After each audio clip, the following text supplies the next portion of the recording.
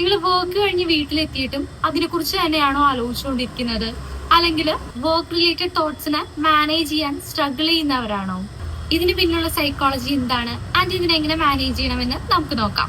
നമ്മുടെ ബ്രെയിൻ എങ്ങനെയാണ് ഡിസൈൻ ചെയ്തിരിക്കുന്നതെന്ന് വെച്ചാൽ എന്തെങ്കിലും ഇമ്പോർട്ടന്റ് ആയിട്ടുള്ള കാര്യങ്ങൾ, സ്ട്രെസ്ഫുൾ ആയിട്ടുള്ള കാര്യങ്ങൾ, അല്ലെങ്കിൽ അൺഫിനിഷ്ഡ് ആയിട്ടുള്ള കാര്യങ്ങൾ വീണ്ടും വീണ്ടും നമ്മുടെ അറ്റൻഷനിലേക്ക് വന്നുകൊണ്ടേയിരിക്കും.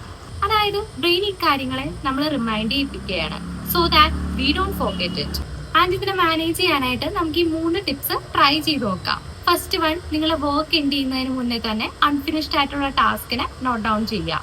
സെക്കൻഡ് വൺ, നാളെ ചെയ്യാൻ പോകുന്ന ഫസ്റ്റ് കാര്യത്തിനെ റൈറ്റ് ഡൗൺ ചെയ്യുക.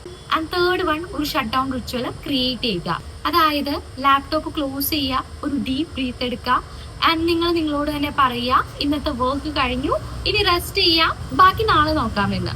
ഇത് കേൾക്കുമ്പോൾ വളരെ സിമ്പിളായി തോന്നുമെങ്കിലും ഇതുവഴി ബ്രെയിനിന് ഒരു ക്ലോഷർ ആണ് കിട്ടുന്നത്, which help you to relax.